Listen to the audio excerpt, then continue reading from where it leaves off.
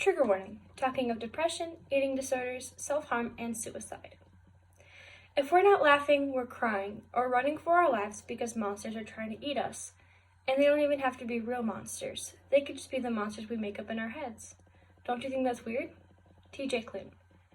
Mental health, a person's condition regarding their psychological and emotional well-being.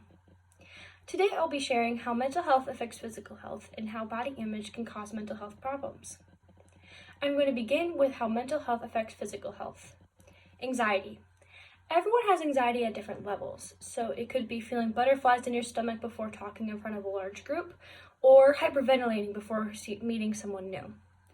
And some people might not feel that butterflies, but some people can feel like they're about to throw up because it is so anxious and so overwhelming for them to talk in front of a large group.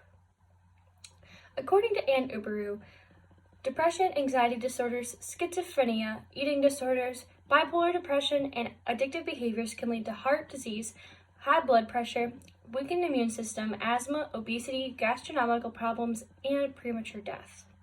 If more people like friends, family, doctors, anyone that you interact with see that these symptoms are happening, then more people can get help in the early stages of this instead of having to deal with going through all of this heartache until going to meet a doctor and getting medication or meeting a therapist and talking through your problems. Another thing that can cause, physical problems is depression.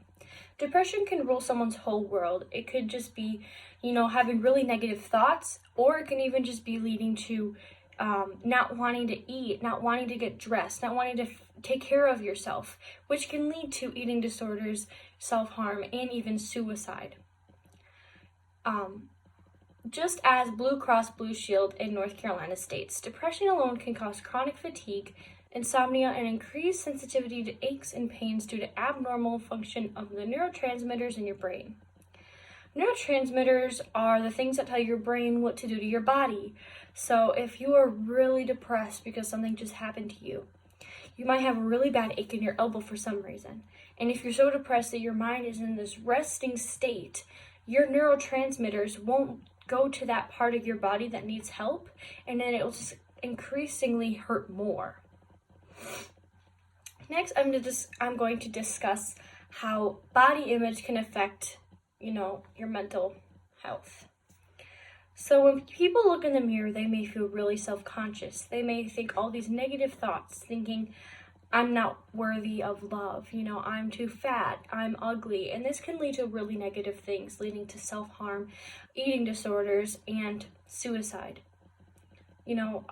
Just as reported by Eden Warren, the traditional stereotype is that young women are more concerned about their appearance than young men. Society pressures, media images, and doting relatives saying how beautiful a young woman can be can all have an impact. Women deal with a lot of problems with their self-image because, they have to live up to Victoria's Secret models, or men have a certain type that might hurt their feelings because they are not what they want them to look like. This can then lead to, as well, suicide, self-harm, and eating disorders because they do not look the way that these people want them to look. Another type of people that deal with this problem is transgender people. They were born in the wrong body, and they have to deal with people outside of their, close circle saying you are not what you are saying you are this gender. And that can really lead to a lot of harmful things. As stated in The Guardian, stereotypical assumptions and beliefs about masculinity and femininity can be deeply damaging for anyone, especially LGBT people, see themselves in their bodies. So people not of the LGBTQIA+ don't understand how hard and how much this can really deeply affect transgender people feel, especially because there are stereotypical things about how a woman should look, and that can lead to self-harm and eating disorders and even suicide, like I've been stating. So, like Singh states, a stable, calm, and peaceful mind is quintessential to maintain a good health heart and get rid of body toxins and develop a strong immune system of the body. This could bring many positive things. to your outlook in life, to your physical health, and to your mental health. Just thinking positively. So, talking about the connections of mental health and body image is really important. And if you see anyone, friends, peers, family members, anyone dealing with mental health problems, support them, stay with them, don't leave them. That can just lead to worse things.